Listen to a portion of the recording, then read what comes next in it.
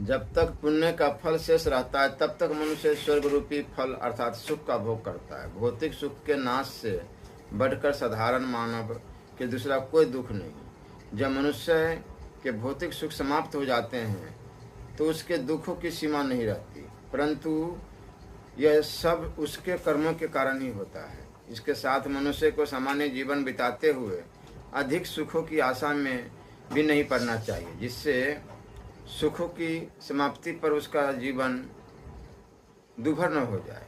प्राणी को देह से इतना लगाव होता है कि वह देह छोड़कर इंद्र का पद भी नहीं भोगना चाहता। भावार्थ यह है कि मनुष्य अपने जीवन के वर्तमान काल में ही सुख की इच्छा करता है, क्योंकि उसकी आसक्ति अपनी देह में होती है। वह अपनी देह को छोड़कर इंद्र आसन प्राप्त करने की इच्छा नहीं रखता। मरने के बाद भी सुख की इच्छा काल्पनिक होती है। समस्त दुखों की औषधि मोक्ष है।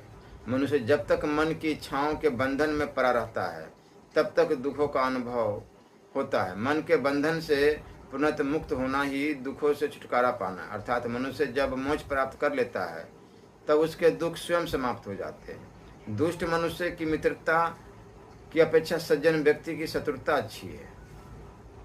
अनार्य अर्थात दुष्ट विचारों वाले दुराचारी, मायावी, कपटी व्यक्ति की मित्रता की अपेक्षा विवेक संपन्न सदाचारी व्यक्ति का शत्रु होना अधिक अच्छा है। दुर्वचनों से सारे कुल का नाश हो जाता है। कठोर वचन बोलने वाला व्यक्ति कुल को कलंकित कर देता है, जबकि अच्छी मधुर भाषी उच्च कुल के होने का प्रमाण देती है। मुख से वाणी निकलते ही सबसे पहले बोलने वाले के कुल की मर्यादा का पता चलता है कि वह कैसे कुल में पैदा हुआ है। इसलिए व्यक्ति को अपने कुल के गौरव के लिए अच्छी और मधुर भाषा का ही प्रयोग करना चाहिए। अच्छे कुल का व्यक्ति यदि कुबानी बोलता है तो यह उसके कुल के पतन का कारण होता है। पुत्र सुख से बढ़कर दूसरा कोई सुख नहीं। पुत्र लाभ को सांसारिक सुखों में सबसे अच्छा माना गया है। संभवत विधाता ने इस सृष्टि की परंपरा को चलाने के लिए ही माता पिता के मन में पुत्र मोह पैदा किया। यदि माता पिता को पुत्र से इस प्रकार का मोह न होता तो संभवत सृष्टि की परंपरा का चलना असंभव ही था।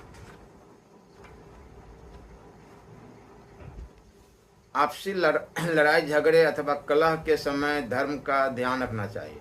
धर्म को भूलना नहीं चाहिए। लड़ाई झगड़े के समय भी जो व्यक्ति धर्म को याद रखते हैं वह भयंकर पाप करने से बच जाते हैं, क्योंकि लड़ाई झगड़े के समय मनुष्य क्रोध में आकर कुछ भी कर सकता है जिसके